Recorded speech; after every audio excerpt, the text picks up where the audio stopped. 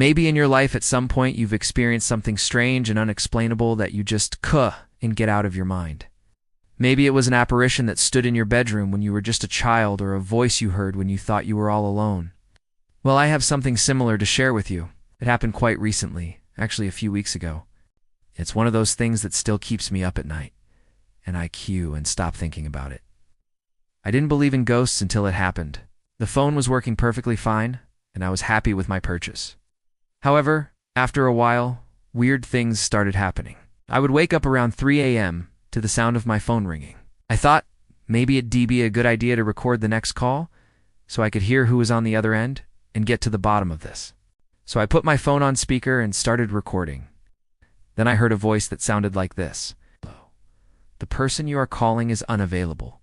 Please try again later." I almost fell off my bed. Was I really hearing this? What was going on? I ended the call right away and turned my phone off.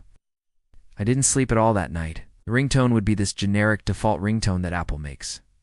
But what's spooky is that I had set my ringtone to silent. The quality wasn't great since my microphone wasn't picking up the sound very well, but I could make out exactly what I had heard the night before. On the TV screen, it showed that time was 3:07 a.m.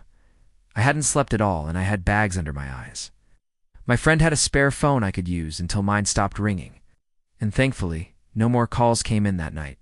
If the calls were coming to my phone because of the number itself, then they wouldn't come in if I changed the number. To my surprise, the calls stopped. They didn't come in once, not even to my friend's phone. I turned off the TV and tried to go back to bed, but I just couldn't fall asleep. I was going to find out who was calling me, so I did something crazy. I made an appointment with a medium. I've never done anything like this before. You see, I searched online for Tiffany Williams and her age, but I couldn't find anything. This time they told me the number had been disconnected for 5 years. But for now, I'm putting this story to rest. Thank you for watching. 5 years. Why was a ghost calling me from a disconnected number? Why did she keep telling me to leave her alone? There were no obituaries, and there was no news about her disappearance. It was like she just vanished. Maybe it was someone important, and I just didn't realize it. Or maybe it was a ghost that had unfinished business. It was the same thing over and over again. I was getting desperate. I couldn't take care of my work if I didn't get any sleep. My friend couldn't lend me her phone forever. I found the place pretty easily. It was a big white house with a red door. I knocked on the door, but obviously no one answered. I looked around the yard and saw a mailbox. The name on the mailbox said, "The Williams Family." I didn't know any Williams families in California, and I definitely didn't know anyone who lived in a big white house with a red door. But I really needed help understanding what was going on. They looked it up and told me the number had been disconnected. I knew they weren't lying. They even gave me the address where the number had been located. It was a house in LA. The dial tone and the robotic voice, it was all there. I could barely believe it. How could this be possible? I don't know why, but this really scared me. I knew that if I let the call go to voicemail, the person might leave a message, but I didn't want to risk it. She also told me that if I ever heard voices while holding my phone, I should start paying attention to what they were saying because they were trying to communicate with me. The headstone said, "To our beloved daughter and granddaughter, Tiffany Williams. May you rest in peace." My heart sank. The last call I had received was from Tiffany. She was asking me to leave her alone, so I picked up the call. My phone wasn't making any noise, yet somehow the ringer was going off at full volume. At first, it was just random call notifications that came through.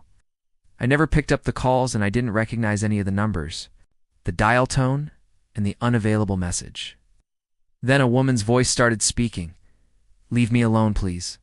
Leave me alone," I screamed. "This is too much." I threw my phone across the room and turned off the lights. I didn't want to listen to anything else. I just wanted it to stop. When I checked the missed call list, there were always the same numbers listed. They were all area codes from California, like the Los Angeles area code and the San Francisco area code.